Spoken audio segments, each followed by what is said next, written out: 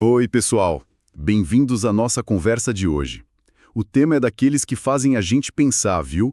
Vamos explorar juntos o cenário histórico, intelectual, social, onde o espiritismo começou a surgir ali na segunda metade do século XIX. Oi, é um período fascinante mesmo, cheio de transformações. Exato.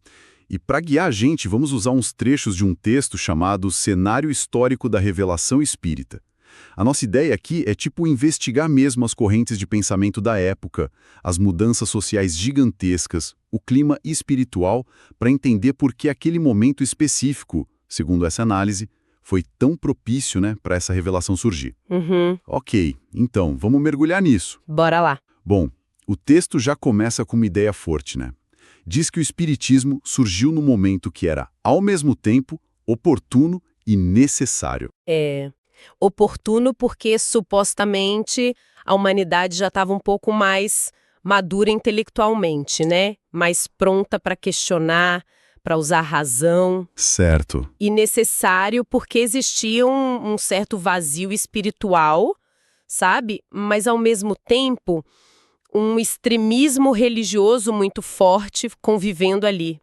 Uma situação bem paradoxal. Essa dualidade é um ponto-chave que o texto levanta, então. De um lado, esse amadurecimento do pensamento, a valorização da razão. Isso, que vinha lá do iluminismo, né? A gente vai chegar lá. Mas, por outro lado, uma polarização espiritual muito intensa. Ou era um ceticismo que ia para o materialismo, tipo, negando tudo que não fosse matéria, ou era um fanatismo religioso muito apegado a dogmas, sem querer muito diálogo com a ciência, com a razão que estava avançando. Entendi. E o texto até faz uma conexão interessante. Relaciona a chegada do espiritismo com aquela promessa que está no Evangelho de João, sabe? Sobre a vinda do Consolador, o Espírito de Verdade. Ah, sim, sim. Que ensinaria toda a verdade. A visão da fonte é que o espiritismo seria, então, o cumprimento dessa promessa naquele contexto. E tem também a visão do Emmanuel, que o texto cita, né? Através da obra A Caminho da Luz. Ele sugere que esses grandes eventos do século XIX, avanços científicos, industriais, até o abolicionismo, Sim. não foram só progresso humano normal, digamos assim. Teria havido um empurrãozinho, uma orientação sutil de mensageiros do plano invisível. É uma leitura da história bem específica, né? Que vai na contramão das visões puramente materialistas que também estavam em alta na época e que o texto descreve. Com certeza. Mas aí fica a pergunta: como é que se chegou nesse ponto no século XIX? Com tanto avanço intelectual e, ao mesmo tempo, essa crise espiritual, essa divisão toda. Aí a análise volta um pouco no tempo, né?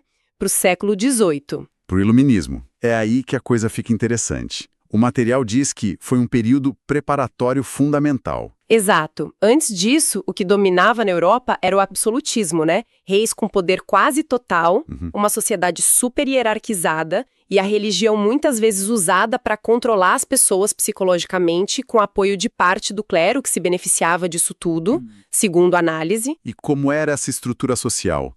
O texto dá o exemplo da França, né? Isso, a França pré-revolução é o exemplo clássico, aqueles 3 estamentos. Lembra? O clero, a nobreza e o terceiro estado, que era todo o resto. O povão e a burguesia, que estava crescendo. Exatos, 2 primeiros cheios de privilégios, isenção de impostos, cargos, só por terem nascido na família certa. E o terceiro estado, que era a maioria esmagadora e sustentava tudo, quase sem voz política. Complicado. E aí vem o iluminismo, questionando tudo isso. O texto até cita Kant, né? Aquela definição famosa do iluminismo como a saída do ser humano da sua menoridade. A culpa seria da própria pessoa por falta de coragem de usar a própria razão sem depender dos outros. E o lema era Sapere Aude. Isso, ouse saber, tenha coragem de usar seu próprio entendimento. Para a época, isso era, nossa, revolucionário, um chamado para pensar por si mesmo. E o impacto disso foi gigantesco, né? Uma revolução no jeito de pensar mesmo. A razão virou a ferramenta principal para entender o mundo. Totalmente. Surgiu forte a ideia de direitos naturais. Vida, liberdade, propriedade, coisas que todo mundo teria, não importando de onde veio. Busca por explicações racionais para os fenômenos, desafiando os dogmas, as tradições que ninguém questionava. Isso tirou um pouco o monopólio do saber da igreja, né? Deu uma secularizada no conhecimento. Sim, e criou um otimismo também. Uma crença de que, com a razão, com a ciência, com a educação, dava para melhorar a sociedade, sabe? Reformar as coisas, não era mais só esperar resignado. E essas ideias não ficaram só nos livros e debates, certo? Elas foram para a rua, digamos assim. Alimentaram as grandes revoluções. Com certeza, o material cita a independência dos Estados Unidos e a Revolução Francesa como exemplos claros disso. Que derrubaram o antigo regime. Exato. Embora o texto mencione a crítica, né? Que, na prática, quem acabou se dando bem mesmo foi a burguesia. Sim, o texto cita o Dall'Ari nesse ponto. Mas mesmo assim, a mudança de paradigma foi inegável. Foi a primeira vez que se falou em declarações formais de direitos humanos. A Lynn Hunt, que o texto também menciona, diz algo interessante. Mesmo que esses direitos não fossem para todos logo de cara, só o fato de declará-los publicamente já colocou a pauta na mesa. Direitos civis, políticos. Entendi. Abriu um caminho. Abriu um caminho para lutas futuras. E depois das guerras napoleônicas, até ali perto da Primeira Guerra Mundial, nossa, o progresso cultural, social, econômico deu uma acelerada impressionante.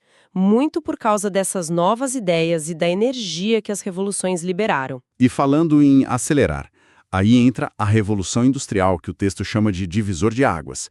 Mudou tudo mesmo, né? Completamente. Produção em massa, fábricas, comércio explodindo, mas troca entre países. As cidades crescendo loucamente com o pessoal vindo do campo. Muita urbanização. E uma avalanche de invenções, né? Máquina a vapor, trem, navio a vapor, telégrafo. Comunicação quase instantânea e avanços na medicina, saneamento. O ritmo ficou frenético. Só que, e o texto faz questão de frisar isso, esse progresso todo não veio sem problemas. Pelo contrário. Sempre tem um outro lado, né? Sempre. A desigualdade social, por exemplo, não sumiu, só mudou de cara. O texto usa o Dall'Ari de novo para dizer que a nobreza de sangue foi trocada pela burguesia industrial, dona das fábricas, do dinheiro. Aquela promessa de igualdade, liberdade, fraternidade ficou meio no papel para muita gente, então. Em muitos aspectos, sim. Votar, participar da política ainda era para poucos.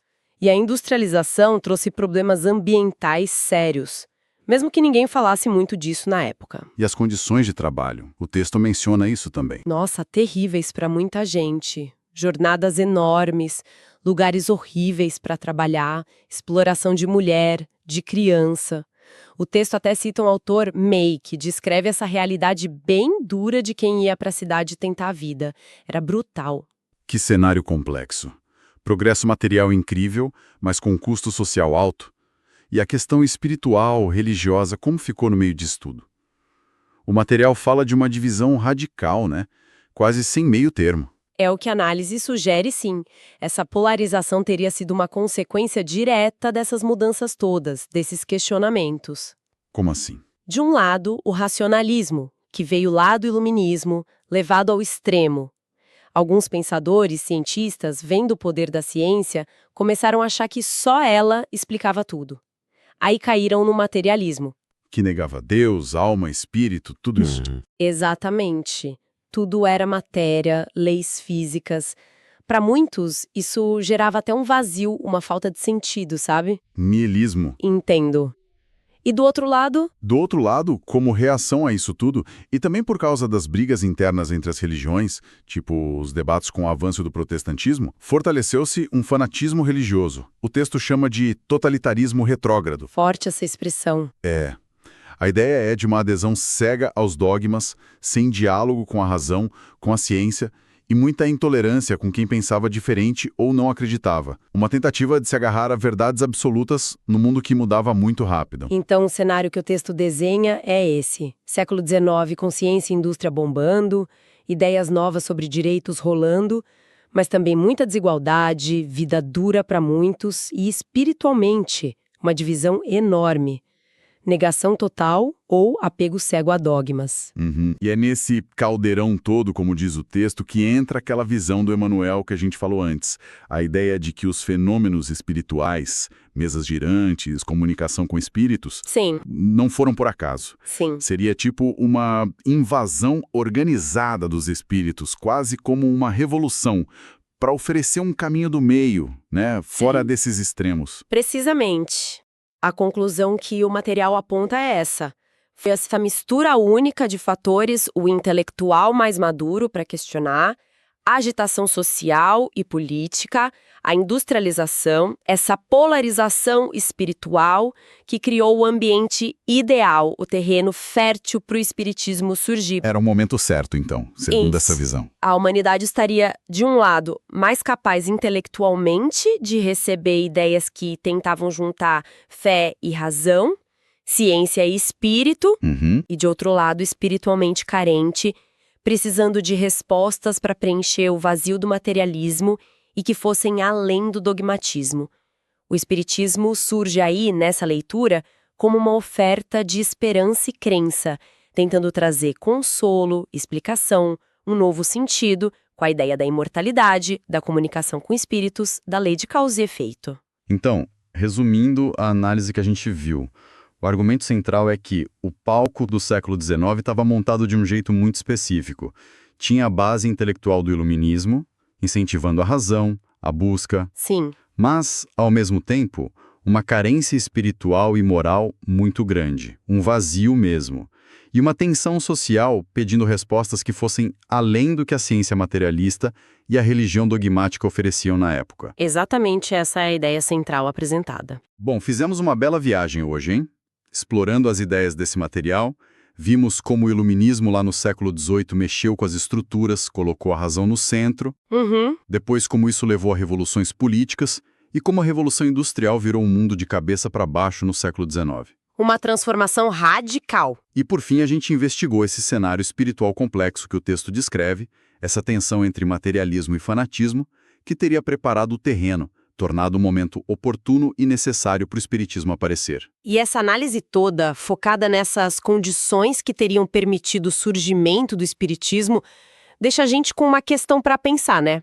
Que talvez valha não só para o século XIX. Qual seria? O material sugere que a revelação veio num momento de maturidade intelectual, mas também de grande necessidade espiritual.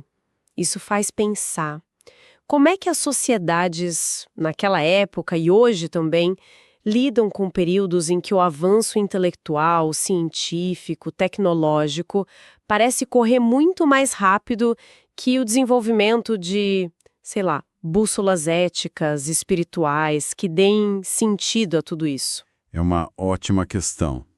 Essa corrida desenfreada do progresso técnico versus a busca por significado, por ética. Exato. Fica aí a reflexão sobre esse equilíbrio ou desequilíbrio entre razão e transcendência, entre o avanço material e o sentido da vida, especialmente em tempos de mudança tão rápida e profunda como os nossos. Um ponto para a gente pensar.